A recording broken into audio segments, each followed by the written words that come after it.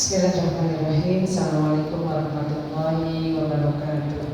Waalaikumsalam warahmatullahi wabarakatuh. Alhamdulillahirrahmanirrahim. Allahumma salli ala sayyidina Muhammadin wa ala alihi wa sahbihi wa barik wasallam. Rabbi shrah li sadri wa yassir li amri wahlul 'uqdatam min lisani yafqahu qawli. Yang saya hormati Pak Rektor yang baru saja meninggalkan tempat karena ada kegiatan. Kemudian ada Pak WR 4 yang menjadi penggagas dari acara ini. Terima kasih banyak Pak WR. Hadir juga di tengah-tengah kita Prof. Henny WR 2 atau nuhun Prof sudah hadir. Kemudian saya lihat ada Kapolri nggak ada ya? Stadion ya.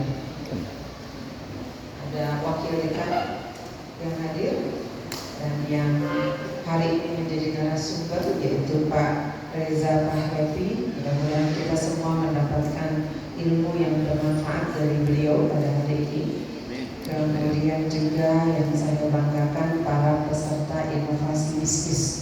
Ini terdiri dari siswa SMA, SMK dan mahasiswa. Ada dosen juga? Ada. Oh, dan para dosen.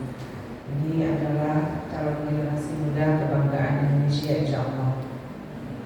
Dan hari ini nomor 1 saya ingin menyampaikan terima kasih kepada panitia. Nomor 2 saya menyampaikan salam dari Pak Kanselor Ketua Pembina Yayasan. Hari ini tidak bisa hadir karena memang ada kegiatan lain. Kemudian berikutnya saya menjalankan tugas hari ini diminta untuk menyampaikan sedikit materi atau menjadi keynote speaker pada acara hari ini. Saya merasa senang bisa hadir di tengah para pemuda yang memiliki inovasi, para pemuda-pemudi yang cerdas, para dosen yang memiliki hasrat berprestasi. Tidak banyak yang hadir, tapi memang untuk sebuah karya besar itu dimulai dari semangat yang mengikuti kegiatan-kegiatan seperti ini. Saya lihat yang hadir di sini adalah betul-betul orang yang dipilih Allah sebagai orang yang bisa memanfaatkan atau mensyukuri potensi yang Allah berikan untuk memberikan kemanfaatan sebesar-besarnya bagi orang banyak. Jadi bukan banyak atau sedikit, tapi mana yang terpilih. Yang hadir di tempat ini adalah orang-orang yang terpilih untuk mendapatkan ilmu, mendapatkan bekal, dan orang-orang yang sudah merintis mempersiapkan diri untuk menjadi hamba-hamba Allah yang luar biasa, memberikan kemanfaatan sebanyak-banyaknya untuk masyarakat yang lebih luas. Pak Reza nanti akan menjelaskan lebih jauh tentang bagaimana caranya kita meningkatkan inovasi diri. Saya sangat terkesan dengan apa yang pernah disampaikan oleh Pak Anies Baswedan ketika beliau menjadi Menteri Pendidikan. Beliau mengatakan bahwa saya akan menjadi penggiat literasi. Waktu itu lagi sedang-sedangnya menggiatkan literasi. Literasinya itu adalah satu literasi baca, kemudian literasi teknologi, dan literasi moral. Baca itu apa? Baca itu adalah jendela ilmu. Maka bacalah sebanyak-banyaknya. Sebagaimana Allah menyampaikan firman-Nya, ayat yang pertama turun di dalam Al-Quran itu surat Al-Alaq, Iqra bismi rabbikal ladzi khalaq. Baca, maka bacalah apa yang dibaca, bukan hanya yang tertulis, bukan hanya yang tersurat, tetapi apa yang tersirat. Alam semesta, perilaku kita, lingkungan kita, itu adalah semua bacaan, semua bahan bacaan untuk orang-orang yang berpikir. Berapa kali Allah mengatakan dalam Al-Quran, afala tatafakkarun, apakah kalian termasuk orang-orang yang berpikir atau tidak? Ketika kemarin saya bertanya kepada seorang dokter jantung, saya bilang, dok, saya punya 2 kakak loh, meninggal itu katanya jantung, tapi nggak punya gejala. Ketika sakit dadanya malam hari dia sudah meninggal. Terus saya tanya, apa saya berikutnya Prof? Gitu ya, profesor itu ya dokter. Dia bilang, bisa jadi ibu, katanya ibu berikutnya. Cuma kapan waktunya saya nggak tahu. Saya tanya, bagaimana bisa orang dibilang sakit jantung, padahal selama ini dia tidak punya gejala jantung, dia tidak pernah mengeluhkan sakit dadanya, dia nggak pernah sesak nafas. Kata dokternya bilang, tidak pernah Allah menciptakan sesuatu tanpa gejala. Itulah maha adilnya Allah. Gejala itu hanya bisa dibaca oleh orang-orang yang berpikir. apa yang Allah ciptakan di seluruh isi bumi, langit dan bumi ini, itu adalah sebuah ilmu pengetahuan yang kalau kita pikirkan, maka kalau kita amati, maka itu bisa mendatangkan kemanfaatan yang luar biasa. Kata dokter itu, hujan itu pakai mendung, maka bisa diramal oleh BMKG. Itu apalagi tsunami pun itu ada gejalanya. Jadi mungkin kakak ibu tidak pandai membaca gejala, karena kesalahan orang Indonesia paling besar adalah seringkali menjadikan masuk angin sebagai kambing hitam. Jadi kalau nggak enak badan masuk angin, sakit dada masuk angin, semua masuk angin. Padahal mungkin itu gejala jantung. Nah, apa yang ingin saya sampaikan kepada teman-teman, segala sesuatu itu nggak ada yang ujung-ujung. Mau sukses itu juga nggak bisa ujung-ujung sukses, nggak bisa. Semua harus dirintis, semua harus dilatih, semua harus dibaca sebagaimana firman Allah. Baca, pikirkan, baca, pikirkan. Nah, kalau anak-anak muda seperti yang ada di hadapan saya ini, anak SMA, anak SMK, sudah mampu membaca gejala yang ada dalam diri, potensi yang ada dalam diri, menyatukan dengan potensi lingkungan yang ada, kemudian memanfaatkan semua rangsangan yang ada dari luar ke dalam tubuh kita menjadi sebuah karya yang disebut dengan karya inovasi. Itu adalah sesuatu yang luar biasa, dan itu adalah bentuk kesyukuran yang luar biasa dari kita sebagai manusia yang sudah diberikan anugerah begitu banyak oleh Allah Subhanahu wa Ta'ala. Jadi nggak ada yang ujung-ujung, nggak bisa ujung-ujung, semua harus dirintis. Maka kali ini saya menyampaikan sebuah judul namanya Innovation by Creativity Intelligence. Atasnya itu kurang kelihatan, ada the power of character sebetulnya. Jadi betapa hebatnya lah karakter itu bisa membentuk kepribadian seseorang. Dalam slide pertama itu, ini bukan kata saya, tapi ini kata para ahli yang sudah melakukan penelitian di Harvard, kemudian di universitas-universitas terkemuka, bahwa sebetulnya yang menentukan kesuksesan seseorang itu adalah soft skill-nya, karakternya. Itu yang tadi Pak Anies bilang, harus ada literasi moral. Karena kalau hanya literasi baca saja, literasi teknologi saja, kita tidak memerlukan orang yang pintar, hebat, tapi culas. Orang yang pintar, hebat, punya karya-karya besar, tapi jahat. Kalau kita melihat, bercermin kepada apa yang sudah disampaikan Allah, bahwa Allah sesungguhnya mengutus Rasul ke dunia itu untuk menyempurnakan akhlak. Maka sebetulnya akhlak atau karakter inilah yang menjadi kunci seseorang berhasil atau tidak berhasil. Atas dasar inilah kemudian masing-masing dari kita mempersiapkan diri kalau kita mau menjadi orang yang sukses. Apa yang harus dipersiapkan? Yang harus dipersiapkan adalah karakternya. Dalam slide berikutnya ada. Oke, next slide-nya. Apa ini? Sebelumnya saya sudah ini. Nah, apa kata Imam Ghazali tentang karakter? Imam Ghazali mengatakan bahwa karakter itu lebih dekat dengan akhlak, yaitu spontanitas manusia dalam bersikap atau perbuatan yang telah menyatu dalam diri manusia sehingga ketika muncul tidak perlu dipikirkan lagi. Apa yang ketika muncul tidak perlu dipikirkan lagi. Misalnya, saya lemparkan handphone ini ke depan. Reaksi orang segitu banyak itu bisa macam-macam. Ada yang wow, tangkap misalnya. Ada yang aduh menghindar karena dia takut sakit misalnya. Saya pernah punya pengalaman. Saya pernah tersesat, Prof. Jadi waktu kami mau pergi haji, pesawat kami mogok. Tapi untung bisa di Al-Ain namanya. Al-Ain itu lapangan terbang militer di sana. Kami landing di situ, kemudian turunlah semua satu pesawat itu. Pesawatnya si Garuda minjem ke pesawat Australia kalau nggak salah, karena pilotnya itu bule. Jadi begitu kami masuk ke Al-Ain, ke airportnya itu cantik airportnya, bersih, tapi nggak ada orang, nggak ada yang jualan, hanya ada beberapa orang petugas karena itu airport militer. Kami ini jamaah haji begitu banyak, saya bertujuh bersama kakak-kakak saya, kakak ipar, adik ipar itu. Terus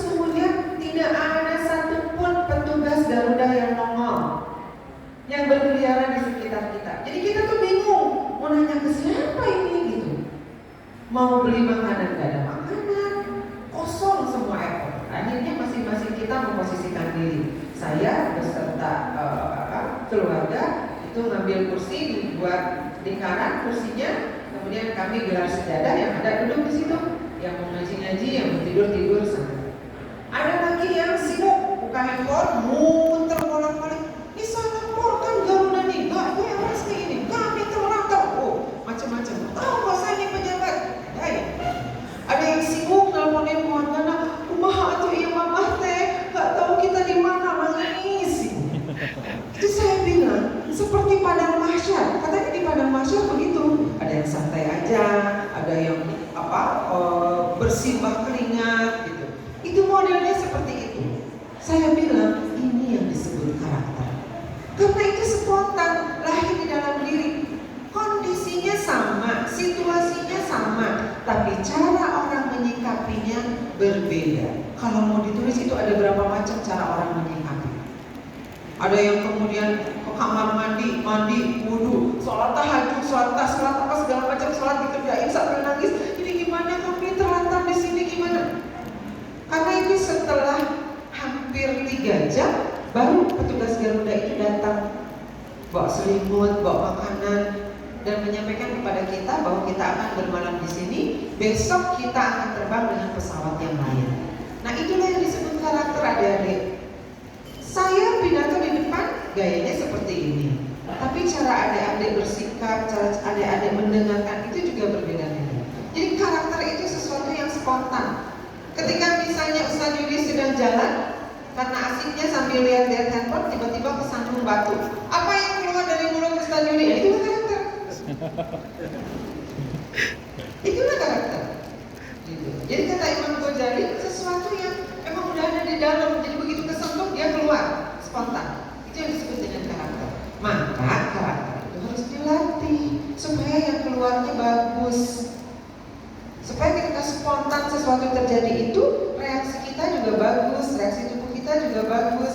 Maka mesti dilatih, harus dipersiapkan supaya punya karakter yang bagus. Ya. Apa yang harus dipersiapkan ketika misalnya kita ingin memiliki karakter yang bagus misalnya? Nah, next slide-nya ada beberapa teori yang mengatakan bahwa dalam Al-Quran, dalam hadis dikatakan bahwa kullu semua mauludin yang lahir yuladuna alal fitrah adalah fitrah. Fitrah itu apa? Fitrah itu adalah anugerah Allah dalam diri setiap manusia yang membuat kita cenderung kepada kebaikan.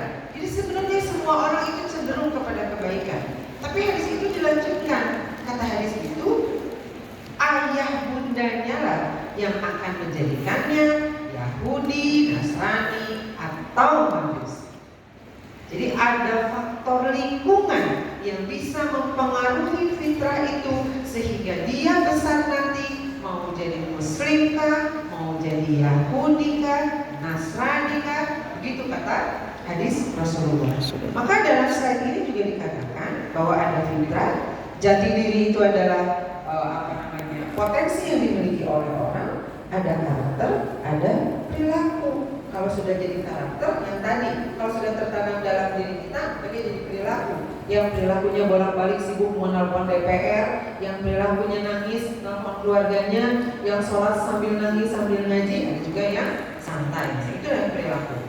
Maka jati diri ini berinteraksi dengan lingkungan sehingga membentuk karakter. Sedangkan karakter akan mempengaruhi perilaku. Nah, baru kepada slide yang nomor 2 tadi. Mana slide-nya yang nomor 2? Masnya? Nah, apa saja sebetulnya? Oke, nomor 3 Mas. Nah, jadi kalau mau karakternya bagus, nomor 1 tadi baca. Isi dengan ilmu, isi dengan pemahaman, isi dengan nilai. Kepala kita, hati kita itu harus diisi dengan nilai. Kalau di sekolah, maka Bapak Ibu guru yang harus memberikan mengisi kepala kita, hati kita dengan ini. Tapi karena ada yang sudah besar, sudah SMA, maka kewajiban Iqra, kewajiban membaca itu sudah ada pada diri sendiri-sendiri, yang namanya fardu ain, yang harus dikerjakan oleh sendiri. Baca. Zaman dulu baca tuh harus cari buku tuh harus dibeli, surat kabar tuh harus dibeli. Zaman sekarang semua punya HP. Tinggal ada yang memilih HP ini akan digunakan untuk menyelamatkan kita atau membuat kita menjadi celaka. Mau baca apa? Silakan. Ada YouTube, ada Google. Saya sudah jadi dosen sekian lama, nggak pede kalau kita mau ngajar nggak baca. YouTube terupdate hari ini tentang ilmu yang mau saya ajarkan. Jadi saya sudah punya silabus, sudah punya perencanaan pembelajaran, tapi saya pengen lihat itu. Kenapa? Siapa tahu ada sesuatu yang baru yang saya belum tahu, atau ada tema-tema menarik yang juga harus dibahas dengan mahasiswa. Apalagi adik-adik yang handphonenya itu, kemarin anak saya heboh nelponin bunda cepetan pulang. Bunda, lo kenapa sih cepetan pulang?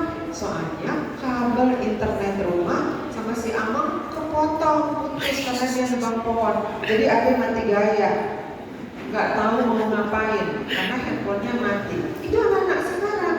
Nah, kalian harus pandai. Saya selalu bilang, buat keseimbangan. Berapa kali nonton kesukaan adik? Berapa kali adik ngaji? Berapa kali adik belajar dari handphone? Saya selalu ingatkan itu. Udah bun, adik udah ngaji, ya sekarang boleh nonton yang lain. Apalagi belajar. Berapa lama adik belajar di sini? Keseimbangan itu harus dilatih sejak kecil sehingga itu menjadi kebiasaan dan menjadi karakter. Jadi isi dengan nilai, isi dengan ilmu. Kalau kata adik, isi dengan rasa, pengetahuan, kepala dan hati kita. Selanjutnya adalah apa? Cari uswah.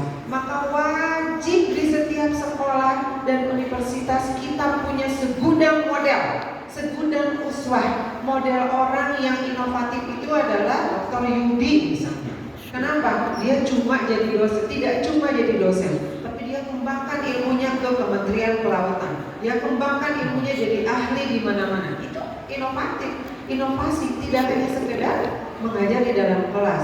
Prof. Henny jadi ahli di mana-mana, dipanggil oleh para penegak hukum lain untuk menjadi ahli. Apalagi pengabdian masyarakatnya juga banyak. Itu inovasi. Kita tidak berhenti pada satu titik. Kita tidak puas pada satu karya saja. Apalagi tadi Pak Yudi bilang kita mesti punya legacy. Legacy itu apa? Karya besar yang nama kita terukir di dalamnya. Itu kesananya hilirisasi terbesar dari inovasi itu adalah legacy. Jadi apa? Modelnya mesti dicari. Jangan salah ambil model. Kemarin mahasiswa saya, Bun, saya mau penelitian itu tentang pengaruh K-pop pada anak SD. Nama kampungnya aja Bojongkoneng. Itu kan kebayang Bojongkoneng di kampung sana, tapi di sana ada pengaruh K-pop terhadap motivasi belajar. Emang ada segitunya? Saya sudah penelitian awal, Bu. Jadi dari 2 kelas besar itu, dari semua anak itu hanya ada 4 orang yang tidak penggemar K-pop dari jumlah siswa 52. Coba ayo. Dan itu membuat dia jadi malas belajar, malas mikir lihat yang lain, maunya itu melulu gitu. Maka teman-teman jangan salah memilih model. Gak boleh salah memilih model. Supaya tidak salah memilih model, maka sekolah wajib menghadirkan model-model yang memang pantas ditiru. Terlebih lagi kalau Bapak Ibu guru, para dosen sudah bisa menunjukkan diri sebagai uswah, sebagai model. Dulu waktu TK, anak saya itu, Bunda mau kerudung panjang, seharian bulat-bulit tiung nak, itu tadi bulat-bulit itu kerudungnya. Ngapain sih nak? Rupanya ketika saya ke sekolah, gurunya begitu, pakai kerudungnya itu yang pakai model-model macam-macam. Jadi dia yang saya bikin seperti itu. Nah, model itu punya pengaruh besar terhadap perkembangan karakter seseorang. Jadi sudah mengisinya dengan ilmu, selanjutnya mencari model yang pas. Kemudian lakukan melalui pembiasaan, biasakan. Kalau nggak dibiasakan, itu hanya akan pengetahuan yang sepintas saja. Siapa yang mengawasi kita untuk melakukan pembiasaan itu? Satu, diri kita sendiri. Yang kedua, lingkungan. Maka tadi disampaikan bahwa lingkungan itu punya pengaruh besar terhadap karakter seseorang. Pilihlah lingkungan yang bisa membantu kita untuk membiasakan sesuatu yang baik. Kenapa misalnya pondok pesantren itu biar mahal juga dibayar sama orang tua? Karena salah satu kelebihan pesantren itu adalah membantu anak-anak membiasakan perilaku baik, membiasakan ibadah, membiasakan mandiri, membersihkan tempat tidur sendiri, menyiapkan pakaian sendiri, kemudian ibadah rutinnya juga terus dibiasakan. Gak ada anak-anak yang sekali dikasih tahu langsung turut menjalankan, tapi semua harus dibiasakan. Dalam proses pembiasaan itu pun kalau ada 10 kali sholat misalnya 1, 2, 3, 4 sampai 10 dia melanggar itu masih boleh, masih dianggap wajar. Karena apa?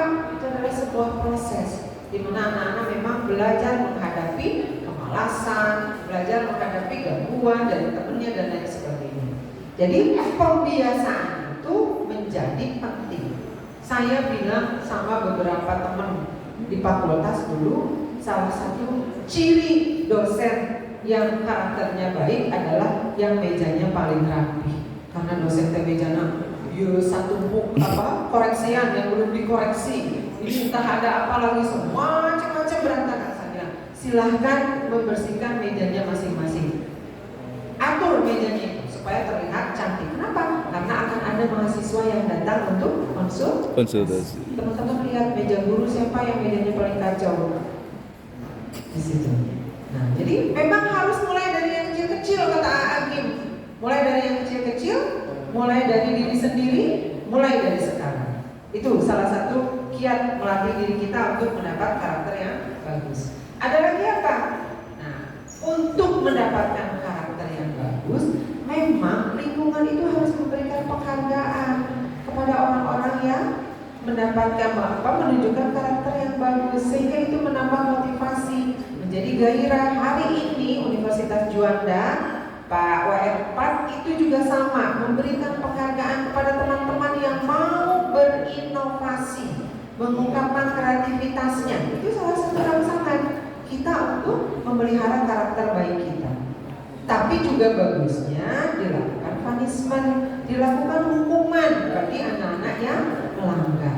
Hukuman itu untuk apa? Hukuman itu untuk menimbulkan efek jerak, supaya kita paham dengan apa yang menjadi resiko dari perbuatan tidak baik yang kita lakukan. Ada hukuman yang tidak menimbulkan efek jerak, zaman sekarang banyak. Kenapa? Karena banyak hotel pindah ke penjara. Oh iya, di penjara. Tapi di penjara dia bisa melakukan apa saja seperti orang-orang yang dilakukan di luar. Itu tidak sampai. Karena sebetulnya, maka dulu pernah ada usulan kalau ada koruptor itu bagusnya dia dimiskinkan saja, semua hartanya diambil. Kenapa? Supaya orang yang melihat juga dia berpikir 2 kali, 10 kali kalau mau jadi koruptor.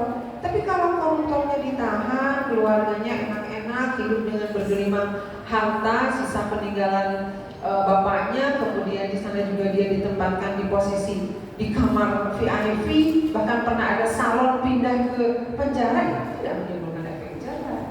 Maka makin subur koruptornya, bukan makin habis. Nah, jadi hukuman itu adalah sesuatu yang membuat kita berpikir untuk melakukan kesalahan yang sama di masa yang akan datang. Maka yang hukuman yang paling bagus adalah yang menumbuhkan kesadaran kita. Bukan menumbuhkan ketakutan saja, tapi menumbuhkan kesadaran untuk tidak mengulang kesalahan yang sudah dilakukan. Lalu apa lagi? Lalu isi dengan cinta. Apa itu isi dengan cinta? Kata ya ada isi dengan rasa. Apa? Sampaikan dengan cara yang paling baik. Kalau kata siapa? Demasif. Siapa namanya? Kata Al-Nasr, sentuhlah dia tepat di hatinya. Jadi menyampaikan sesuatu itu jangan mubazir. Sudah kita keluar keringat, keluar tenaga, waktu lama, tapi yang menerima pencerahan itu nggak nyampe. Jadi harus bagaimana? Rasulullah adalah sebaik-baik model. Kata Rasul, satu, lihat siapa yang mendengar. Bahasanya jangan ketinggian kalau ngobrolnya di majlis taklim misalnya. Yang kedua, waktu itu diperhatikan, jangan terlalu lama karena audiensnya juga nanti malah jadi bete misalnya. Jadi isi dengan cinta, isi dengan rasa, pikirkan dalam hati kita, rasa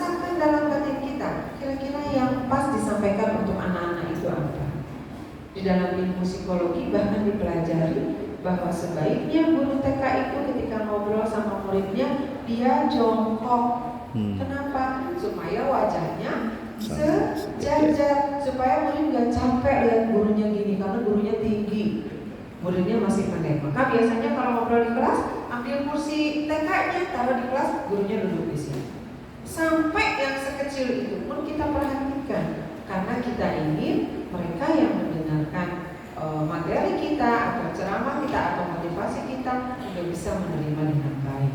Kalau kita menyampaikannya dengan rasa, dengan cinta, maka mereka juga akan mendapatkan atau menerimanya dengan cinta, dengan rasa. Kemudian lagi istiqomah. Istiqomah itu apa? Terus menerus, tetap, nggak bosan, nggak putus asa, gitu. Bahkan sampai kita menganggap bahwa itu adalah kita. Yang jujur itu adalah kita, yang rapi itu adalah kita, yang bersih itu adalah kita. Itulah istiqomah karakter. Kalau itu lepas, maka itu bukan kita. Jadi itu kita menetapkan diri di dalam hati kita bahwa nilai-nilai itu adalah nilai kita. Nah, apa kaitannya kemudian dengan inovasi? Inovasi itu adalah pengetahuan baru, cara baru, objek baru, teknologi baru, penemuan baru. Bisa yang memang original baru, bisa juga pemutahiran atau membuat model baru dari yang sudah ada. Apa yang dibuat oleh ruang guru namanya belajar, ngajarin anak SD. Bu guru tuh lebih pintar ngajar daripada Pak Reza. Tapi Pak Reza lebih menarik. Kenapa? Karena Pak Reza menggunakan ruang guru. Ada pembaharuan, penggunaan teknologi baru. Bagaimana membantu para orang tua, para guru memberikan pemahaman kepada anak-anaknya. Itu namanya inovasi. Itu namanya kebaruan. Itu namanya novelty. Ujungnya nanti menjadi sebuah legacy, menjadi sebuah karya besar. Itu inovasi. Nah, jadi teman-teman, kalau kita membaca dan batin kita sudah terbiasa dengan yang namanya inovasi, maka kemanapun kita pergi itu akan menjadi stimulus buat kita. Waktu saya jadi guru TK, kalau saya pergi ke Jogja, yang ada dalam pikiran saya, ih bagus loh ini buat peraga anak TK, ih lucu loh, saya bisa loh bikin sesuatu yang baru. Inovasi itu tidak harus berbiaya mahal. Saya dulu waktu jadi guru TK, itu karena kakak saya itu anggota DPR dari salah satu partai. Di rumah itu banyak bendera partai yang nggak kepake. Saya bilang, mau diapain bendera partai? Kalau mau dibikin lap di dapur nggak enak karena dia kan bahannya satin tuh, mengkilap. Itu saya potong segi 4, saya satukan, saya membuat kalender dari kain. Kalendernya namanya Aku Mandiri. Jadi apa? Bagian depan itu saya buat, saya jahitkan seperti baju, kemudian ada kancingnya. Nanti mereka mau belajar mengancingkan baju sendiri. Nanti halaman kedua gambarnya sepatu, ada talinya. Mereka memasang sendiri dan mengikat sendiri. Nanti bagian 3 sleting. Bagian itu saya buat. Kenapa? Itu adalah sebuah model inovasi. Lahirnya apa? Kecintaan kita terhadap profesi kita. Ada rasa dalam hati, saya guru TK, saya mencintai pekerjaan saya ingin maksimal, tetapi dengan barang yang ada. Teman-teman juga bisa, bahkan itu nilainya bisa lebih tinggi kalau kita membuat sesuatu yang dianggap orang tidak bermanfaat, namun kemudian kita bisa menciptakan karya baru dari sana menjadi sesuatu yang luar biasa pemanfaatannya. Gitu ya. Nah, jadi bukan ini satu lagi, ini dia. Nah, katanya inovasi itu hanya akan lahir dari orang-orang yang kreatif. Terus orang-orang yang kreatif itu kumaha, nu pinter, anu IQ-nya sabaraha, misalnya 150 atau berapa. Orang-orang yang kreatif itu adalah orang-orang yang di dalam slide berikutnya itu ada. Nah, orang-orang yang selalu mengasah akalnya, mengolah pikirannya. Ini bisa dilatih. Saya dulu sama anak-anak di rumah, sama teman anak-anak di rumah selalu mengatakan, kita sekarang di sini, coba buat karya lain dari yang kalian lihat. Mulai mikir misalnya, saya 2 yang kecil, yang besar sudah di Jakarta, terus dia bilang, Bunda piring, apa? Ada yang mau bikin apa dari piring? Ada yang mau bikin topeng dari piring, pakai gambar wajah. Apalagi misalnya gitu, karena yang satu hobinya itu pesawat, terus dia bilang apa? Akang mau bikin kincir, baling-baling dari apa? Dari garpu, karena kita duduknya di meja makan. Dia cuma simulasi kecil saja, tapi merangsang dia memikirkan sesuatu. Dia, papanya sama bilang, sebutkan 10 kelebihan papa, sebutkan 10 kelebihan bunda. 10 kelebihan bunda lancar, 10 kelebihan papa, 5 macet. Apalagi ya, gak bisa kata papanya. Bunda 10, masa papa cuma 5? Selalu begitu. Dirangsang otaknya untuk berpikir sesuatu. Itu bisa, nah. Kita bisa melakukannya sendiri. Kalau sama teman-teman juga bisa. Sebutkan kelebihan Budi misalnya, sebutkan kelebihan Ani dan lain sebagainya. Jadi itu memang harus dipikir. Olah pikir itu bisa dirangsang dengan literasi membaca, literasi lingkungan, literasi pengalaman, dan literasi digital supaya kita kreatif. Kita juga punya olah hati. Olah hati itu apa? Kalau di dalam Al-Quran, bagaimana membaca Al-Quran, bagaimana mempelajari Al-Quran. Itu kalau kita orang Muslim. Tapi kalau teman-teman yang lain juga bisa merangsang menyehatkan batin kita dengan berbagai cara. Kata sebagian ahli mengatakan bahwa mendengarkan musik-musik klasik itu juga bagian dari olah hati. Bagaimana pikiran kita itu menjadi lebih tenang, bagaimana kita belajar fokus, dan lain sebagainya. Kemudian bagaimana silaturahim. Kalau teman-teman baca silaturahim itu, Masya Allah, manfaatnya banyak banget. Mendengar pengalaman orang, jangan jadi orang-orang yang tertutup. Janganlah keluar, dengarlah pengalaman orang, lihatlah story orang-orang sukses gitu. Lalu mulailah berpikir tentang diri kita. Nah, ini saya sudah diingatkan panitia. Jadi nanti bisa diminta materinya. Langsung saja ke materi terakhir. Materi terakhir itu cuma satu. Apa? Time to change. Waktunya untuk berubah. Kata Ayub apa? Mulai dari sekarang. Waktunya berubah. Manusia itu diciptakan dengan 2 kodok. Ada 2 kodok mubrok dan kodok mu'alaf. Kodok mubrok itu given, gak bisa diapa-apain. Kamu laki-laki, gak bisa jadi perempuan. Apalagi meninggal pada tanggal sekian, bulan sekian, jam sekian. Kamu terlahir sebagai anak siapa? Itu gak bisa dirubah dari sononya. Tapi juga ada kodok mu'alaf. Apa itu kodok mu'alaf? Next. Terakhir. Waktunya sudah selesai, oke. Lagi terus. Slide berikutnya. Lagi. Nah, menjadi juara, menjadi unggul, menjadi sukses, itu namanya kodok mu'alaf. Itu boleh, siapa saja bisa. Allah itu tidak pernah menyia-nyiakan sesuatu, tidak ada sia-sia di mata Allah. Dan proses itu tidak pernah mengkhianati hasil.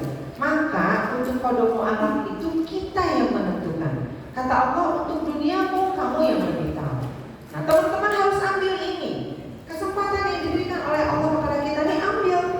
Gitu. Jangan kita seperti ayam mati di lumbung padi. Lingkungannya sudah bagus, kemudian ilmunya sudah diberikan, tapi kemudian kita tidak bisa apa-apa.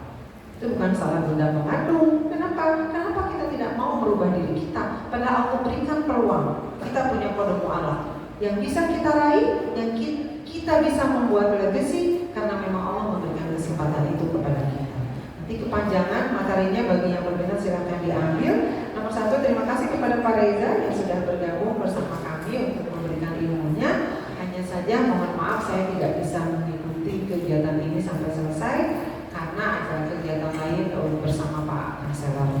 Selamat mengikuti acaranya. Mudah-mudahan semua yang hadir ini juara. Semua yang hadir itu sudah bisa memberikan kreativitasnya. Jadi bukan hanya piala yang ada di sana, tetapi kalian mesti bangga sebagai orang yang bisa memberikan inovasi, dan itu tandanya kalian punya ciri-ciri untuk menjadi orang-orang yang sukses. Terima kasih kepada panitia. Mohon maaf atas segala kesalahan. Assalamualaikum warahmatullahi wabarakatuh.